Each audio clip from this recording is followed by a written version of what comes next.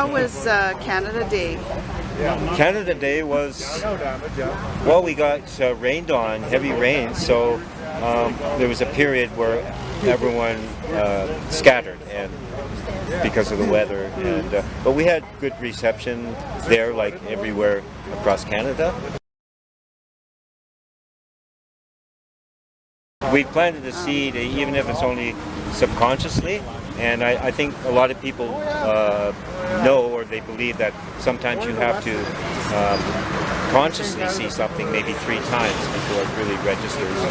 And but the subliminal or subconscious thing is probably just as important to capture.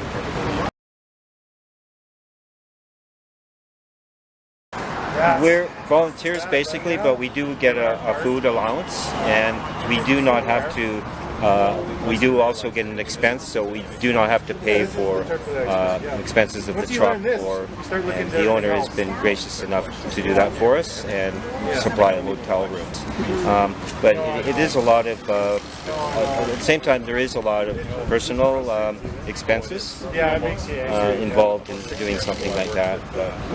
We're fortunate to have someone like Mark, who is the owner of the truck, to do this for us. Would you do this again next year if you had the opportunity? I would, because I had the experience of doing it this time, and so I would have. I could use that experience to enhance that, to progress that into maybe the next level. So I think I would.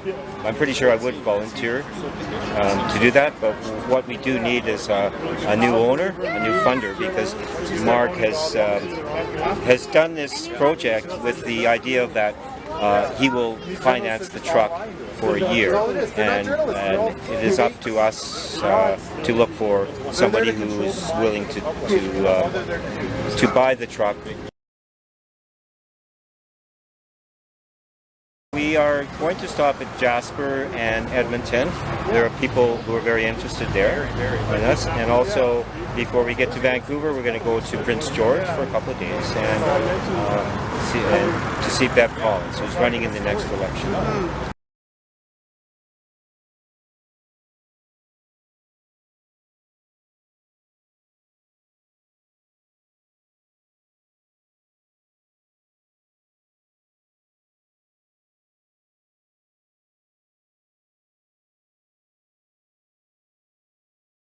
Since we spoke, you had your conference in Vancouver, and it sounds like that was a tremendous success.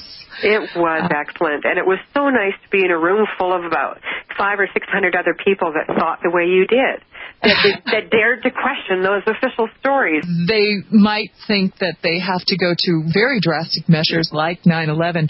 How else to get support for a war by the world's richest country against the world's poorest country? You know, This is, I think, our concern. Although we don't know if they're going to have the chutzpah to try to pull off another one. Yes, they are, by the sounds of it. And I'm so grateful that you've brought this up, because your concerns are our concerns as well.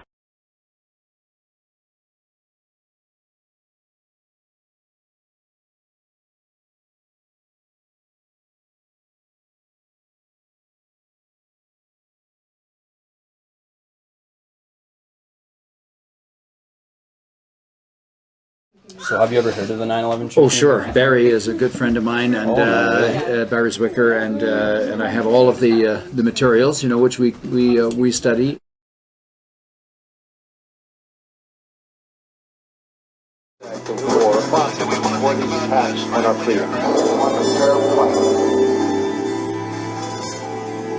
Hello, I'm Barry Zwicker, journalist and media critic.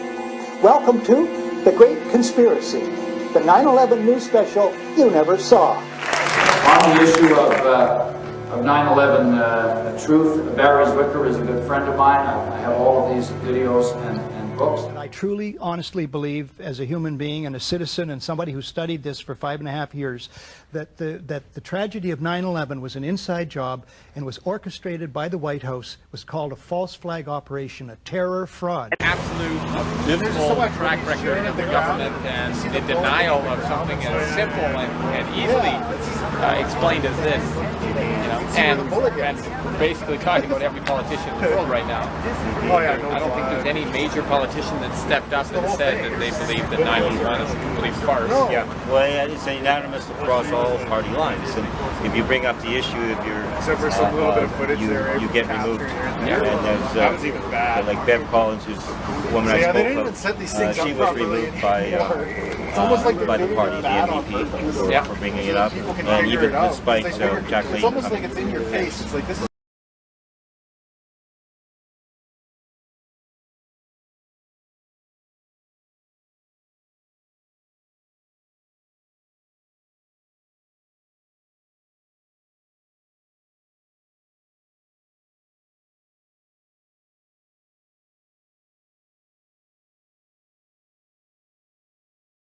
There's been, I believe, 3 petitions since 2009, 2008. The most recent one was submitted by the Green Party, Elizabeth May. She was able to read it in Parliament, and so therefore would force the government to make a response to it. Their response, paraphrasing, was that the government is not going to fund quote-unquote conspiracy theories. I also rise to present a petition from petitioners found in Alberta, British Columbia, Ontario, and particularly in the Ottawa area, asking for the Government of Canada to conduct a parliamentary review into the events that occurred in the United States on September 11th.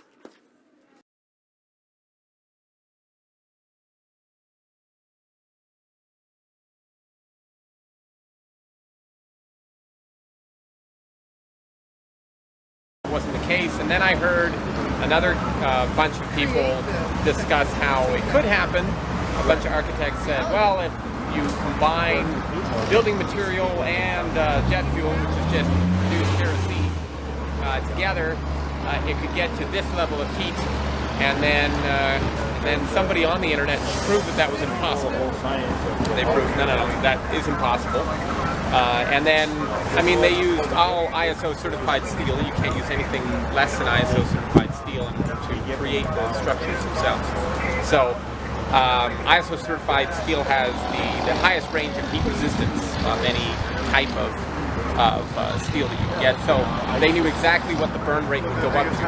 And no matter how high you burn any material that they could get that would be in that building with kerosene or jet fuel, you're never going to get even a quarter of the heat necessary to actually create a melting point of the steel. So once that was proved to me scientifically, it was case closed. There was no. I didn't even. First week. Yeah, I didn't even see. Well, that was about 3 weeks in. 3 weeks in, I knew for sure that it was explosives that dropped it. And then watching movies like Zeitgeist and watching. I just watched it. Probably 2 months in, I watched a video on the internet that showed like about 8 of the little blasts that came out as the building was dropping. And then I knew for sure. I'm like, oh, okay, it was a controlled drop, And then it has to be an inside job then, because there's no way terrorists are going to be sneaking around the building. That's what they should have said, though. They should have said there were terrorists putting bombs in the buildings. Oh, well, I mean... That would have been more believable. You'd have to put... What is it, like... It's something like, it'd be 2,000 to 3,000 different controlled blasts that they'd have to do. All you have to do is listen to the firefighter reports. You listen to those firefighter tapes. Even though they've only released like 8 or 9% of them. Oh, yeah, and there's still literally the most damning evidence against the whole thing. Like the police are just, and the firefighter are just saying, yeah, it was an explosion here, an explosion there, and all the glass in the opening 3 floors, which had contained one of the buildings, had over 1,000 firefighters in these opening floors attempting to get up, and almost all of them lost their eyesight and lost limbs in this, because when the giant blast happened in the center of the building there, it just shattered all the windows. I think there's a video that shows that on the main floor, all the windows getting smashed, the firefighters. Yeah. I mean, I don't know. It seems so basic and so impossibly ridiculous to deny that the official story is a hoax. It just gets a little, it's a little maddening. Beat your head off the wall. Like, seriously, guys, come on. Just science. Just let's look at the basic science, the smallest aspect of this, the basic science, and after that you have you have all you need. All the information's there. Just in steel burning. How does steel burn? How do we melt steel? Therefore, they contradict the official narrative of what we're told from our government and the media. You can look it all up on the internet, make up your own mind on what you think, and the history of the yeah, false flag. or something as small as like the guy who apparently phoned from the airline. Yeah, the phones. Yeah, you can't phone from airplanes. Not at that time. You still can't. Yeah, I've tried. Yeah, I know. Well, back in 2001, tried. Well, yeah. No way. You can get down to at about 500 feet. You can start getting service. Yeah. And back then, like, this was a plane up in the air. There's no. Yeah, there's no way. So it's just, and we didn't have nowhere near the towers we have now. Exactly. There's no way. It's ridiculous. Plus 5 buildings falling down and only one. Yeah. Anyways. It goes on. I don't need to tell you. It goes on and on and on. Preaching to the choir. Yeah, and it's just crazy that they can just, it's like Hitler said, people believe the big lies. Yeah. And they believed his lies. Yeah. Anyways. Thanks for stopping by. Take care. See ya. So when it brought to my attention, I was like, oh yeah, that makes a lot of sense.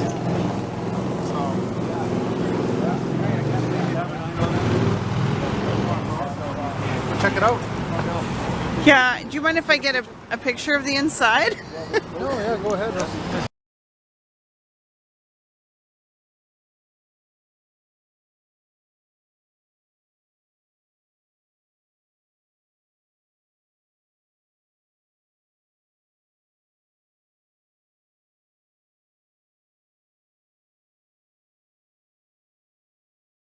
So, hi, I'm RB Richard Brent Winteringham, my name.